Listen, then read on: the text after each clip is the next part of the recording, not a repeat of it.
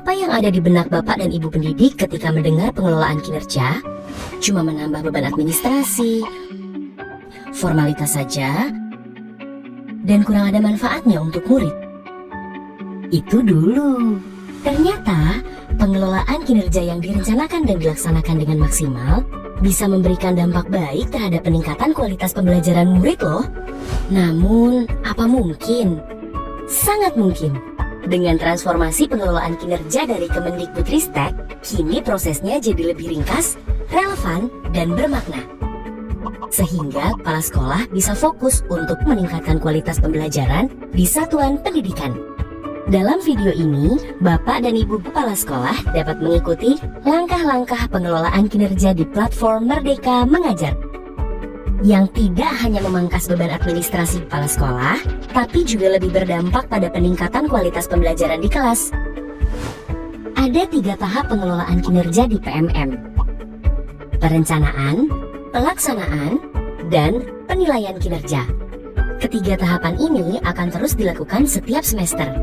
Namun, di sini, mari fokus pada tahap perencanaan dan pelaksanaan terlebih dahulu.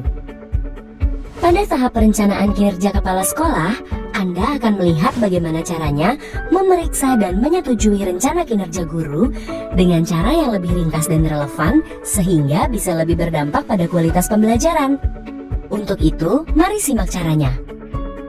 Di beranda pengelolaan kinerja Bapak dan Ibu kepala sekolah, pilih tombol periksa pada satuan pendidikan Anda. Lalu, lihat daftar guru yang sudah mengajukan perencanaan kinerjanya. Pilih cek untuk mulai memeriksa. Periksa isian hasil kerja utama guru Anda, apakah sudah sesuai dengan rencana pembenahan di satuan pendidikan Anda dan rencana perbaikan kinerja guru atau belum. Jika belum sesuai, Bapak dan Ibu kepala sekolah dapat menggantinya berdasarkan hasil diskusi dengan guru. Bapak dan Ibu juga dapat menambahkan rencana hasil kerja dengan tambah. Jika sudah memeriksa hasil kerja utama, silakan berpindah ke hasil kerja tambahan dan perilaku kerja dengan tahapan yang sama. Lalu, cek kembali dalam rangkuman. Pilih setujui jika Anda setuju dengan rangkuman rencana kinerja guru.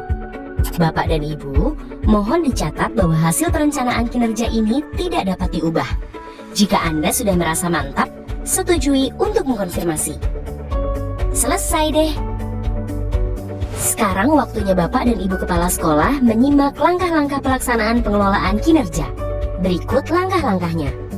Pertama, rincian penilaian kerja. Buka beranda pengelolaan kinerja Anda dan klik lakukan penilaian. Klik cek daftar guru dan pilih nama guru yang ingin Anda nilai. Anda bisa memeriksa kelengkapan dokumen serta rincian rencana observasinya. Silahkan berdiskusi langsung dengan guru terkait untuk menyepakati rencana observasi ini. Kedua, rubrik observasi kelas. Waktu hari observasi tiba, mari masuk ke halaman penilaian observasi kelas dan cek rincian. Amati proses belajar mengajar dan lakukan penilaian sesuai kondisi kelas dengan mengisi form yang tersedia. Dengan begini, penilaian bisa lebih relevan dan objektif. Jika sudah terisi, kumpulkan atau simpan sebagai draft jika Anda ingin melanjutkan penilaian di lain waktu. Sudah selesai? Mari lanjut ke dokumen tindak lanjut. Ketiga, diskusi tindak lanjut bersama guru. Kembali ke beranda pengelolaan kinerja, klik nilai dokumen tindak lanjut. Anda akan melihat form penilaian dokumen tindak lanjut dan dapat mengisinya di bagian kolom kepala sekolah.